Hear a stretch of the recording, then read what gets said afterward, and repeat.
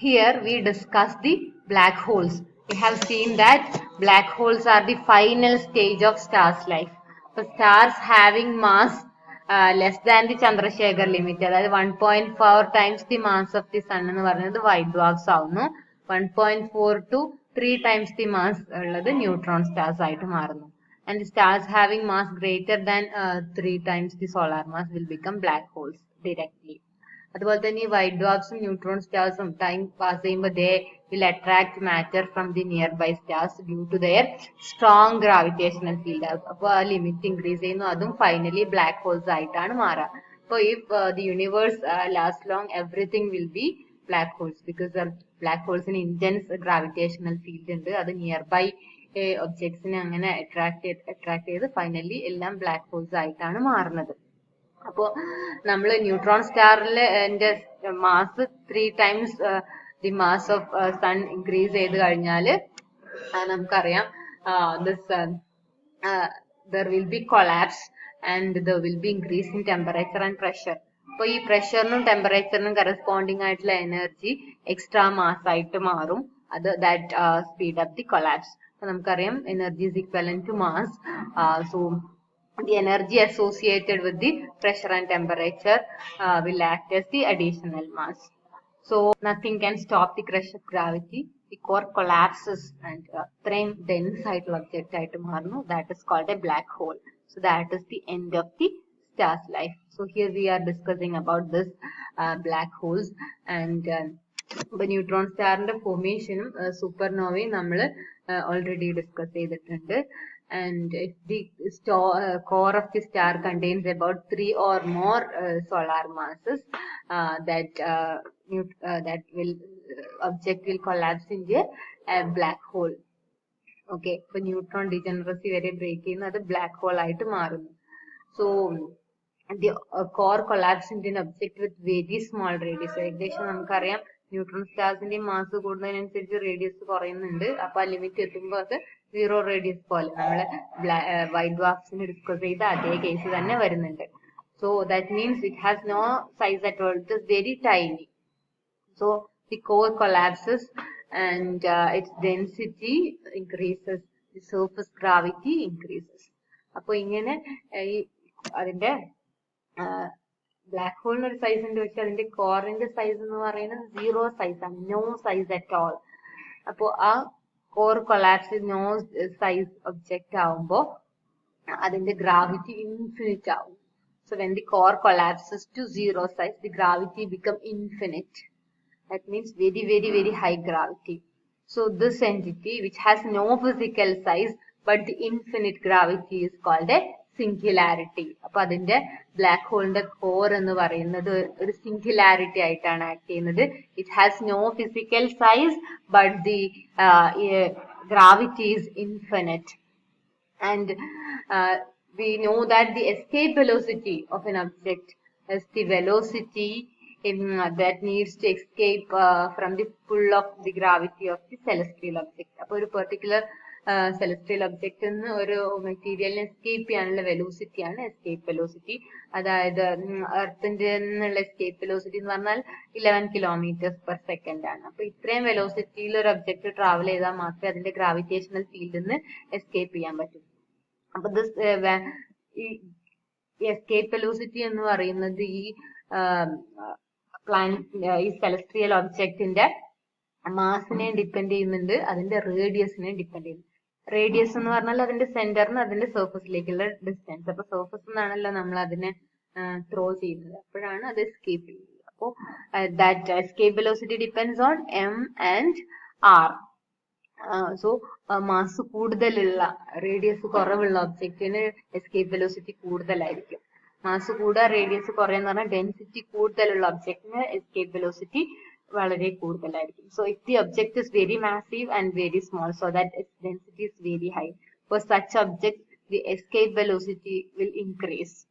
So if density very very high ആണെങ്കിൽ the escape velocity is equal to the velocity of light. So അപ്പൊ നമുക്കറിയാം no object can achieve the velocity of light. nothing can escape from such objects. അപ്പോൾ black ഹോൾസിന്റെ density അത്രയും higher ആയതുകൊണ്ട് the escape velocity from the black holes is equal to the velocity of light. So even light would never escape and the object would never see. ഈ black ഹോൾസിന്റെ പ്രത്യേകത എന്ന് പറഞ്ഞാൽ nothing can escape from it. അപ്പോൾ അതിന്റെ velocity of ലൈറ്റിനേക്കാളും കൂടുതലാണ് വരുന്നത്. അപ്പോൾ അത് ബ്ലാക്ക് ഹോൾസ് ഒരിക്കലും ലൈറ്റിനെ എമിറ്റ് ചെയ്യുന്നില്ല, കാരണം അത്രയും ഗ്രാവിറ്റേഷണൽ ഫീൽഡിന്റെ എല്ലാം നിയർ ബൈ ഒബ്ജക്ട്സ് എല്ലാം അതിലേക്ക് അട്രാക്റ്റീവ് ആയിപ്പോ ഒരു ഒബ്ജക്റ്റിനെ നമ്മൾ കാണുക, അത് ഒന്നുകിൽ അത് ലൈറ്റ് എമിറ്റ് ചെയ്യണം. അപ്പൊ ബ്ലാക്ക് ഹോൾസ് ലൈറ്റ് എമിറ്റ് ചെയ്യുന്നില്ല, അല്ലെങ്കിൽ അത് ലൈറ്റിനെ റിഫ്ലക്ട് ചെയ്യണം. ലൈറ്റിനെ വരെ അതെന്ത് ചെയ്യുന്നു, അതിലേക്ക് അട്രാക്ട് ചെയ്യുന്നത് റിഫ്ലക്ട് ചെയ്യുന്നില്ല, ലൈറ്റിനെ അബ്സോർബ് ചെയ്യുന്നു. So the black holes are invisible objects. Okay, so നമ്മൾ ഓൾറെഡി സിംഗുലാരിറ്റി ഡിഫൈൻ ചെയ്തു. Core of the black hole ആണ് singularity. There will be an area of space that's surrounding the singularity where the escape velocity is so high so that the light cannot escape. ലൈറ്റിനോ വേറൊരു ഒബ്ജക്റ്റിനോ escape ചെയ്യാൻ പറ്റില്ല. അപ്പോൾ ഈ സിംഗുലാരിറ്റിക്ക് ചുറ്റുമുള്ള ഈ space spherical ആയിരിക്കും ഇത്. So the sphere of space within which the escape velocity is equal to or higher than the escape velocity of light is called a black hole. Singularity അതിന്റെ കോർ ആണ്. അപ്പൊ അതിന് ചുറ്റുമുള്ള റീജിയനിലും ആ റീജിയന്റെ അത്രയും ഗ്രാവിറ്റേഷണൽ ഫീൽഡ് ഉള്ളത് കൊണ്ട് തന്നെ nothing can escape from it and it is called a black hole. So അപ്പൊ ഒരു ബ്ലാക്ക് ഹോളിനകത്തുനിന്ന് എസ്കേപ്പ് ചെയ്യണമെങ്കിൽ വെലോസിറ്റി ലൈറ്റിനേക്കാളും വെലോസിറ്റി വേണം. അപ്പൊ so nothing can escape from the black hole. അപ്പോ ഈ boundary between this two regions is called the event horizon. അതായത് നമുക്ക് എസ്കേപ്പ് ചെയ്യാൻ പറ്റാത്തത്ര ഉള്ള ആ റീജിയൻ, സിംഗുലാരിറ്റി മുതലുള്ള ആ റീജിയൻ വരെയുള്ളതാണ് ഇവന്റ് ഹൊറൈസൺ. സോ അപ്പോ ഇവന്റ് ഹൊറൈസണിനകത്തുള്ളത് എന്താണ് ഒക്കെ അറിയുന്നത് നമുക്ക് ഒരിക്കലും ഒരു ഔട്ട്സൈഡ് ഒബ്സർവറിന് കാണാൻ പറ്റില്ല. So event horizon is actually the boundary of the black hole. അപ്പൊ അതിന്റെ സിംഗുലാരിറ്റി ഉണ്ട്, ബ്ലാക്ക് ഹോളിന്റെ ബൗണ്ടറി ആണ് ഇവന്റ് ഹൊറൈസൺ എന്ന് പറയാ. And the theory of the black holes was devised by Einstein using his theory of general relativity. So he was the first person to combine space and time into a single entity, and which is called the space-time. And his equations of general relativity shows that the gravity can be portrayed as a curvature of the space-time. Space-time ഉള്ള ഒരു curvature ആയിട്ടാണ് ഗ്രാവിറ്റിയെ കാണുന്നത്. And the astronomer Paul Schwarzschild solved Einstein's equations to give the general relativistic description of the black hole. അപ്പൊ അങ്ങനെയുള്ള ഒരു black ഹോളിനെയാണ് Schwarzschild black hole എന്ന് പറയാ. It is a non-rotating electrically neutral black hole. Schwarzschild black hole is a non-rotating electrically neutral black hole. അപ്പോൾ rotating charged black ഹോൾസും ഉണ്ട്. അതൊന്ന് non-rotating electrically neutral black ഹോൾസിന്റെ പ്രോബ്ലം ആണ് ഷ്വാർസ്ചൈൽഡ് സോൾവ് ചെയ്തത്. And that black holes are called Schwarzschild black holes. Okay, അപ്പൊ ഈ event horizon എന്ന് പറയുന്നത് അതിന്റെ ബൗണ്ടറി ആണ്, സിംഗുലാരിറ്റി അതിന്റെ സെന്റർ ആണ്. Okay, so according to Schwarzschild, if the conditions are right, that means the density is very high, then the space-time can curve back on itself. So that means an object or light can follow a path into the black hole. Black hole like adinu povam, but inside the black hole, the curvature of the space-time is so extreme, so that cannot escape. Once black hole etti kazhinjal അതൊന്നും escape ചെയ്യാൻ പറ്റില്ല, അതിൽ stay ചെയ്യേണ്ടി വരുന്ന രീതിയിലാണ്. അപ്പൊ ഏതൊരു ഒബ്ജക്റ്റും black ഹോളിൽ എത്തിക്കഴിഞ്ഞാൽ it cannot escape from the black hole. And the event horizon is the boundary between the universe and this black hole. അപ്പോ ബ്ലാക്ക് ഹോളിന്റെ ബൗണ്ടറി ആണ് event horizon. So the radius of the black hole is called the Schwarzschild radius. അതായത് distance from the singularity to the event horizon. അതായത് singularity അതിന്റെ core ആണ്, അതിന്റെ boundary event horizon ആണ്. അതിലേക്കുള്ള ഡിസ്റ്റൻസിനെയാണ് നമ്മൾ ഷ്വാർസ്ചൈൽഡ് റേഡിയസ് എന്ന് പറയാ. So the full description of the black hole includes the singularity which is the core, the radius Schwarzschild radius and the event horizon which is the boundary. ഇപ്പൊ black ഹോൾസിന്റെ gravitational effects nearby ഒബ്ജക്ട്സിനെ മാത്രമേ attract ചെയ്യുള്ളൂ, ദൂരെയുള്ള ഒബ്ജക്ട്സിനെയാണ് അത് attract ചെയ്യുക. The nearby objects are attracted into the black hole due to the intense gravitational field of the black hole, and the black holes are invisible. നമ്മൾ പറഞ്ഞു അത് ലൈറ്റിനെ absorb ചെയ്യുന്നു, അതുപോലെ തന്നെ അത് ലൈറ്റ് എമിറ്റ് ചെയ്യുന്നുമില്ല. സോ ഒരു ഒബ്ജക്റ്റിനെ കാണുന്നത് ലൈറ്റ് എമിറ്റ് ചെയ്യുമ്പോഴോ ലൈറ്റ് റിഫ്ലക്ട് ചെയ്യുമ്പോഴാണ്. So black holes are invisible. എങ്ങനെയാണ് നമ്മൾ അതിനെ ഡിറ്റക്ട് ചെയ്യുക? അപ്പൊ ഇത് നമ്മൾ ഡിറ്റക്ട് ചെയ്യുന്നത് ഒരു ഡബിൾ സ്റ്റാർ സിസ്റ്റം വെച്ചിട്ടാണ്. അപ്പൊ ഡബിൾ സ്റ്റാർ സിസ്റ്റത്തിലുള്ള ബ്ലാക്ക് ഹോൾസിനെ നമുക്ക് ഡിറ്റക്ട് ചെയ്യാം. അതായത് ബ്ലാക്ക് ഹോൾസിന് ഇന്റൻസ് ഗ്രാവിറ്റേഷണൽ ഫീൽഡ് ആയതുകൊണ്ട് തന്നെ അതിന്റെ നിയർ ബൈ ഒബ്ജക്ട്സ് എന്ന് പറയുന്നത് ഒന്നുകിൽ അതിലേക്ക് അട്രാക്ട് ചെയ്യും, കുറച്ചൊക്കെ ഒരു ഡിസ്റ്റൻസിലാണെങ്കിൽ ഈ ബ്ലാക്ക് ഹോളിന്റെ ഇഫക്ട് കൊണ്ട് അതിന്റെ മോഷനിൽ നല്ല വ്യത്യാസം ഉണ്ടാവും. സോ അപ്പോ ഒരു ഡിഫറെന്റ് മോഷൻ ഉള്ള ഒരു സ്റ്റാർ നമ്മൾ ഒബ്സർവ് ചെയ്യാം. അപ്പൊ അതിന്റെ ഡോപ്ലർ ഇഫക്റ്റ് കണ്ടുപിടിച്ചു കഴിഞ്ഞാൽ ഒരു ബൈനറി സ്റ്റാർ സിസ്റ്റത്തിലുള്ള സ്റ്റാർ ആണെന്ന് മനസ്സിലാക്കാൻ പറ്റും. അപ്പൊ ബ്ലാക്ക് ഹോളിനെ നമുക്ക് കാണാൻ പറ്റില്ല, പക്ഷെ അതിലെ കമ്പാനിയൻ സ്റ്റാറിനെ കാണാൻ പറ്റും. പക്ഷെ അതിന്റെ വെലോസിറ്റി, ഒരു സ്റ്റാർ മാത്രം ആകുമ്പോഴുള്ള വെലോസിറ്റിയും ഒരു ബൈനറി സ്റ്റാർ സിസ്റ്റത്തിലാകുമ്പോഴുള്ള വെലോസിറ്റിയും ഡിഫറെന്റ് ആണ്. അപ്പൊ അത് നമുക്ക് ഡോപ്ലർ ഇഫക്റ്റ് കണ്ടുപിടിക്കാം. അപ്പൊ അങ്ങനെ അത് ഒരു ബൈനറി സ്റ്റാർ സിസ്റ്റം ആണെന്ന് മനസ്സിലാക്കാം.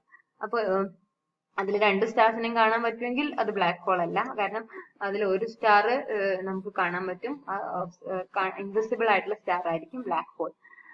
അതുപോലെ തന്നെ search for a binary system where one companion is invisible.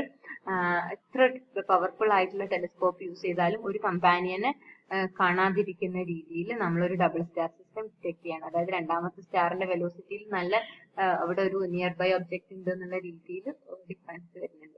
ഒരു സിംഗിൾ സ്റ്റാർ ആണെങ്കിൽ അതിന്റെ വെലോസിറ്റി ഒരു യൂഷ്വൽ മോഷൻ ആയിരിക്കും, പക്ഷെ നിയർ ബൈ ഒബ്ജക്ട് ആണെങ്കിൽ അതിന്റെ velocity will be very high. പക്ഷെ അതിന്റെ കമ്പാനിയനെ കാണുന്നില്ല. അപ്പൊ ഈ രണ്ടാമത്തെ ഒരു സ്റ്റാർ കാണുന്നില്ല എന്ന് പറയുന്ന മീനിങ് അത് എപ്പോഴും ബ്ലാക്ക് ഹോൾ ആണെന്നില്ല. ചില കേസിൽ അത് ഫെയിന്റ് ആവാം, അല്ലെങ്കിൽ അത് കമ്പാനിയൻ അതിന്റെ ഗ്ലെയർ, അതായത് മറ്റ് നിയർ ബൈ സ്റ്റാറിന്റെ ഗ്ലെയർ കൊണ്ട് അതിന്റെ ലൈറ്റ് ഡിം ചെയ്യുന്നതൊക്കെ ആവാം.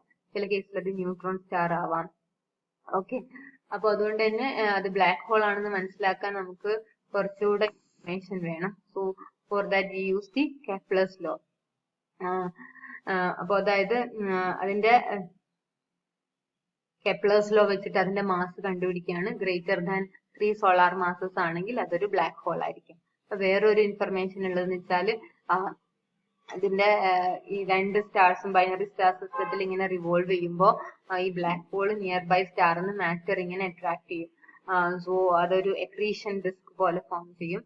So because this black hole is attracting matter from the nearby star, intense amount of X radiation is emitted. So the presence of X radiation is an indicator for a black hole. അപ്പൊ ഇങ്ങനെയുള്ള ഒരു black ഹോളിന് example ആണ് Cygnus X1. അപ്പൊ അതില് ഒരു സ്റ്റാറിനെ കാണുള്ളൂ, companion സ്റ്റാറിനെ കാണുള്ളൂ, black ഹോളിനെ കാണില്ല. And it is estimated that the mass of this is of the order of 6 to 15 times the solar mass. And its diameter is of the order of only 45 kilometers. Other black holes are also there. Its list is there. ഇനി black ഹോളിന്റെ size എങ്ങനെ determine ചെയ്യുന്നു എന്നാണ്. So the Schwarzschild radius of the black hole can be easily found using the equation R Schwarzschild is equal to 3 times the mass of the object in solar mass. അതായത് സണ്ണിന്റെ കേസിൽ Schwarzschild radius, sun black hole ആയി മാറുകയാണെങ്കിൽ അതിന്റെ Schwarzschild radius 3 into 1 ആയിരിക്കും. 1 solar mass ആണ് സണ്ണിന്റെ, 3 ആയിരിക്കും. The unit in kilometres. അപ്പൊ 3 kilometers ആയിരിക്കും. അതുപോലെ ബെറ്റൽ ഗീസ് അതിന്റെ മാസ് 20 times സോളാർ മാസ് തന്നിട്ടുണ്ട്. അതിന്റെ ഷ്വാർസ്ചൈൽഡ് റേഡിയസ് എന്ന് പറയുമ്പോൾ 3 into 20 kilometers, അതായത് 60 kilometers ആയിരിക്കും. ഇപ്പൊ ബ്ലാക്ക് ഹോൾസിന് ഇന്റൻസ് ഗ്രാവിറ്റേഷണൽ ഫീൽഡ് ഉണ്ട്. ലാർജ് ഡിസ്റ്റൻസിൽ ഈ ഗ്രാവിറ്റേഷണൽ ഫോഴ്സ് ന്യൂട്ടൺസ് ലോസിന് ഇൻ അക്കോർഡൻസ് വിത്ത് ആയിരിക്കും. പക്ഷെ ഒരു റീജിയനിൽ ഈ ന്യൂട്ടൺസ് ലോസ് വാലിഡ് അല്ല, നമുക്ക് Einstein's general theory of relativity use ചെയ്യണം. അപ്പൊ ആ ബ്ലാക്ക് ഹോളിന് ക്ലോസർ ആയിട്ടുള്ള റീജിയനിൽ ന്യൂട്ടൺസ് ലോസ് വാലിഡ് അല്ല. അപ്പൊ ആ റീജിയൻ എന്ന് പറയുന്നത് 3 times ദി ഷ്വാർസ്ചൈൽഡ് റേഡിയസ് ആയിരിക്കും. അപ്പൊ ബെറ്റൽഗീസിന്റെ കേസിൽ Schwarzschild radius 60 ആണ്. അപ്പൊ 3 into 60 180 kilometers general theory use ചെയ്യേണ്ടി വരും. So at 180 kilometers from the black hole, the gravitational force is very high. Predictions of Newton's law. Okay, thank you.